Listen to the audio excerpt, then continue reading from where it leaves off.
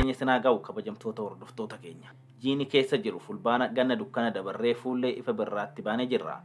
Boruun gannaa xalaliyee jira. Lafti magariisa uffatu gariin ammoo ilillii urgooftuun faayamuu eegaleera. Qophiin irreecha birraa yookaan irreecha malkaa addatti immoo kan hora Finfinnee fi hora Arsadii bakka yuttuu akka dansaa taasifamutti. Baga bacaqii gannaa ceetanii boqaa birraa geechan baga walumaanuu geenye.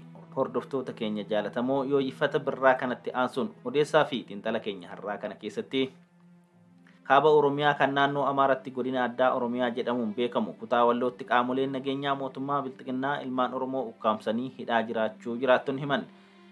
Magaalaa Finfinnee keessatti miidhamni Oromoo tokkorra ga'u yeroo hundaa furmaataa fi deebii sirrii akka hin arganne irra deddeebiin mul'ataa jiraachuun yaaddoo guddaa uumaa jiraachuu fi kanneen biroo qabannee dhiyaachuu gamanumaan isin hubachiisna. Odeessaa fi xiinxala keenya kan siyaasaa olaantummaa seeraa mirga namoomaa fi kan kana fakkaatan kan Oromiyaa, Itoophiyaa fi gaanfa Afrikaa irratti dhiyeessinu akka isin hin dabarreef chaanaalii keenya sabiskiraayib gochuu fi hiriyoota keessaniifis qooduun dagatinaa jechaa gara bal'inaatti ceena.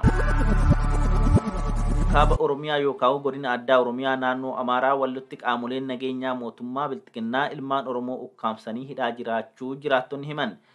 Waraanni mootummaa hagayya 30 bara 2023 godina addaa Oromiyaa Walloo aanaa Harxummaa Fursee ganda duwwaa 6 keessaa ilmaan Oromoo hedduu jumlaan mana hidhaatti guuraa jiraachuun beekameera. Hidhaa qofa osoo hin taane namoota hedduu irratti reebichi hamaan raawwachaa fi yeroo ammaa haala ulfaataa keessatti argamus jedhameera.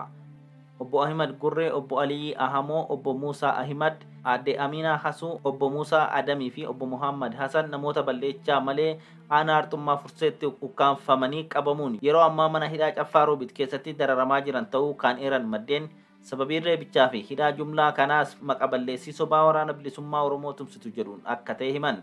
Sababa Oromoo taaneef qofa qabataa ba'oo shanii deeggartu jedhuun hammeenyi daangaa hin qabne nurratti raawwachaa jira kan jedhan namni kun qunnamtiin isaan waraana bilisummaa Oromoo waliin qabanis akka hin jirre himan. Kana malees hidhattoonni fiinxaaleeyyii Amaaraa faannoon dhaadannoo dirree waraanaa Oromiyaatti deebifna jedhuun uummata keenya irratti duula banuuf wayita carraaqqii jibbaataa gochaa jiranitti dabballoonni mootummaa Bilxiginnaa gama isaaniitiin waraana uummata keenyatti bobbaasuun ukkaamsaa jiru jedhan jiraatan naannichaa. Uummanni Oromoo kutaa Walloo kallattii hundaan alagaa bara dhufaa darbaa isa waraanuun marfamee jiraachuu kan eeran namni yaada kennan kun humnoonni fiinxaaleeyyii Amaaraa dhaadannoo Oromoota Walloo guutummaatti buqqifnee laficha dhuunfanna jedhu milkeechuuf duula irratti banuu madditti mootummaan Bilxiginnaas Oromoota Walloo cunqursaa jiraachuu himan. Qawwee qonnaan bultoonni humnoota fiinxaaleeyyii Amaaraa ittiin ofirraa eeguuf bitatanillee irraa hiikuuf sochii garaagaraa gochaa jiraachuun ibsameera. Duulli humnoonni fiinxaaleeyyii Amaaraa uummata Oromoo Walloo irratti banan kan bubbule ta'uun kan beekamu yoo ta'u yeroo ammaa kanas beekamtii fi deeggarsa mootummaa naannoo Amaaraa fi federaalaatiin jabaatee kan itti fufe ta'uu jiraattonni Walloo irra deddeebiin yaaddoo qaban ibsataa turaniiru. Haaluma wal fakkaatuun Oromiyaa gama lixaa godina Horroo Guduruu Wallaggaa aanaa Abee Dongorootti humnoonni fiinxaaleeyyii Amaaraa faannoon haleellaa raawwachuu fi magaalaa guddoo aanichaa qabachuuf wal ijaaraa jiraachuun dhagahameera. Gareen olaantummaa Amaaraa deebisuuf jecha Oromummaa dhabamsiisuu irratti xiyyeeffachuun bobba'ee Oromoo waraanaa jiru kun magaalaa aanaa Abee Dongoroo irraa kiiloomeetira 15 fagaattee argamtu magaalaa Gulaantee keessatti wal ijaaraa kan jiran ta'uun gabaafameera. Gareen fiinxaaleeyyii kun magaalaa aanaa Abee Dongoroo dhuunfachuuf humnoota fiinxaaleeyyii Amaaraa gandoota garaagaraa aanichaa keessatti walitti qabaa jiraachuu kan himan jiraattonni aanichaa qaamni mootummaa sochii garee kanaa osoo arguu callisaa jira jechuun yaaddoo nageenyaa qaban himaniiru. Gareen faannoo kun hagayya 30 bara 2023 aanaa Abee Dongoroo ganda Tulluu Mootii jedhamu keessatti haleellaa raawwachuun qonnaan bultoota 20 jalaa waan isaan qaban saamuun namoota lama kan maqaan isaanii Taarikuu Waaqumaa fi Dhaabaa Waaqee jedhaman ajjeesaniiru. Qonnaan bultoonni ganda Tulluu Mootii qe'ee isaaniirraa buqqa'uun maatii wajjin bosona keessa jiraachuun isaanii kan eerame yoo ta'u qabeenyi qonnaan bultoonni ganda sanaa qaban hundi fiinxaaleeyyii Amaaraatiin saamamee jira jedhameera.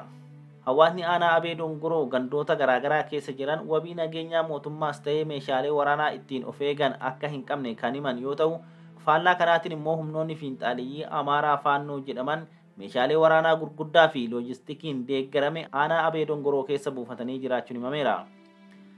Saamicha qabeenyaa ajjeechaa fi doorsisa uummataa irratti faannoodhaan raawwatamu kana uummanni bulchiinsa aanaa fi raayyaa ittisa biyyaa aanichaa beeksisus qaama jalaa dhaga'u hin arganne jedheera. Sochii garee kanaa bulchiinsi aanaa osuma arguu callisee kan laalaa jiru ta'uu eeruun waraanni mootummaa aanicha keessa qubatee jiru kan raayyaa ittisa biyyaa fi poolisii federaalaa hoggansi isaanii dhalattoota Amaaraati kan jedhan maddeen wayita isaan ummata nagaa irratti haleellaa raawwatanii fi saamicha adeemsisan callisanii ilaalu jechuun jiraattonni komataniiru. Humni ilaalcha fiinxaalessummaa tarkaanfachiisu faannoon aanaa Abee Dongoroo irratti haleellaa raawwachuu fi magaalaa guddoo aanichaa qabachuuf gandoota akka Botoroo Booraa, Gulaantee, Tulluu Gaanaa fi Alii keessatti wal ijaaraa jiru jedhameera. Gama biraatiin ammoo godina Shawaa Kaabaa aanaa Darraatti hawaasni Oromoo weerara faannoo ofirraa qolatan bulchiinsa aanaatiin doorsifamaa jiraachuun dhagahameera. Jimaata darberraa eegalee miseensonni raayyaa ittisa biyyaa aanaa Darraa gadi dhiisuu eegaluu isaanii hordofee bulchaan aanaa Darraa obbo Shibashii Ayyaalew dabareen hidhamuu isin jechuun hawaasa Oromoo faannoo ofirraa qolate walitti qabee doorsisaa jiraachuu jiraattonni himan. Dabalataanis hidhattoonni faannoo meeshaa waliin booji'amanii fi kanneen eeruu hawaasan qabamanii hidhamanii turan gadhiifamaa jiraachuutu himame. Lola walitti fufaa guyyoota 3-7 dura hidhattoota faannoo fi hawaasa Oromoo aanaa Darraa gidduutti adeemsifameen hawaasni Oromoo aanichaa raayyaa ittisa biyyaa waliin ta'uun fiinxaaleeyyii Amaaraa fi hidhattoota faannoo qolatee ture. Duula qindaa'aa hidhattoonni faannoo banan kana irratti miseensonni fiinxaaleeyyii booji'amanii fi caasaan faannoo aanicha keessa turan eeruu hawaasatiin qabamanii waajjira poolisii aanichaatti hidhamanii turan. Raayyaan ittisa biyyaa achi bahuu hordofee bulchiinsi aanaa Darraa hidhamtoota fiinxaaleeyyii Amaaraa fi booji'amtoota faannoo aanichatti hidhamanii turan hiikuu akka eegalee fi jiraattota eeruu adda addaa kennan ammoo doorsisaa jira jedhameera. Magaalaa Finfinnee keessatti miidhamni Oromoo tokkorra gahu yeroo hundaa furmaataa fi deebii sirrii akka hin arganne irra deddeebiin mul'ataa jiraachuun yaaddoo guddaa uumaa jira.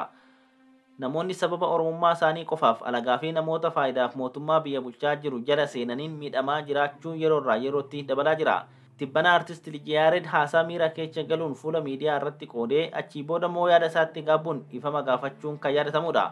Artistiin kun durumaanuu sababa eenyummaa Oromummaa isaa haalan ibsaa tureef ilmaan nafxanyootaa ilkaan itti ciniinnachaa kan turan ta'uun kan beekamudha. Haa ta'u malee artistii kana haaloo duraanuu itti qabatanii jiraniif dhiifama inni gaafate lafatti dibuun iyyassi leelliftoonni sirna qeenxee irratti godhan jabaannan poolisii federaalaa qabee hidheera. Namoonni artist Lijiyared irratti duula banan kunneen kanneen bataskaana keessatti humnoota uummata miidhuuf qophaa'an adda addaa osoo leenjisaa jiranuu kan qabaman ifatti arrabsoo eenyummaa saboota biyyattii irratti kan gaggeessaa turanii fi bataskaanatti akka kaampaanii dhuunfaa isaaniitti itti fayyadamaa kan turanidha jedhamuun kan maqaan isaanii ka'udha. Deeggartoota isaanii caasaa mootummaa keessatti ijaarrataaf fayyadamuun namoota yaada isaanii ibsatanii fi badii bataskaanatti keessatti isaan raawwatan saaxilan hiisisuu fi reebsisuun irra deddeebiin kan mul'atudha. Oromoo irratti immoo tarkaanfiiwwan akka kanaa kan hammaatu ta'uunis ifaadha. Abbootiin amantichaa tibbana manalleen kireeffatanii akka hin jiraanneef qaamoleen mootummaa mankaraarsaa turan akka fakkeenyatti kan kaafamudha. Gama biraatiin ammoo artist Andu'aalam Gosaa hoteela Qananiisaa keessatti rasaasaan rukutamuun miidhaa salphaan kan irra ga'e ta'uu fuula miidiyaatti bahuun ibsateera. Artistiin jaalatamaan Andu'aalam Gosaa yaada viidiyoo gabaaban tibbana maxxanseen bakka inni hojjechaa ture booletti kan argamu hoteela Atileet Qananiisaa Baqqalaa keessatti waldiddaa artistii Caalaa Bultumee fi namoota biraa gidduutti uumame tasgabbeessuuf wayita gidduu seenetti rasaasa Caalaan gara isaatti dhukaaseen luka isaarra dhaamuu ibseera. Rasaasa lukasaa argate kanaan miidhamni xiqqaan kan irra ga'e ta'uu kan ibse artist Andu'aalam gochi akkanaa fudhatama kan hin qabnee fi akkas wal gochuun gaarii kan hin taane ta'uus ibseera.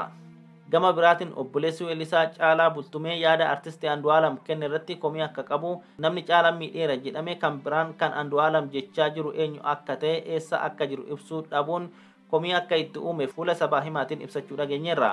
Namoonni maqaa Oromootiin mootummaa bilxiginnaa jala seenuun Finfinnee keessa socho'aa jiran gochoota badaa uummata isaanii hin ibsine gochuun amala badaadhaan maqaan isaanii yoo ka'u irra deddeebiin dhagahamaa kan jiru yoo ta'u qabata kanaanis Oromoo guutuun akka baala gizee yookiin baala taraatti ibsamee ololaa fi badii duguuggaa sanyiitti geessuuf qopheeffamaa jira. Namoonni lakkoofsan xiqqaa ta'an kan Oromoo guutuu miti maatii keessaa ba'an iyyuu bakka bu'uu hin dandeenye hoteelotaa fi manneen shubbisaa halkanii yookiin naayit kilabii keessatti alkoolii dhuganii machaa'uun jeequmsa yeroo kaasan komiin irratti ka'u ummatichi jantaaniin akka ilaalamu akkasumas Oromoonni fayyaaleeyyii sababa eenyummaa isaaniitiin Finfinnee keessatti akka tumaman karaa banaa jira.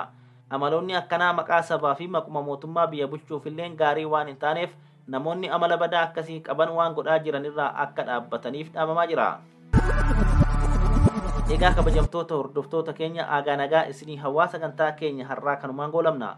Turtiin ufaanaa gootaniif hedduu galatoomaa jechaa qophiin kun yoo isinitti tole laayik godhaa hiriyoota keessaniifis qoodaa yaada keessan immoo as jalatti nuuf barreessaa jechaa hanga qophii biraatiin walitti deebinutti nagaatti jennaa horaa bulaa.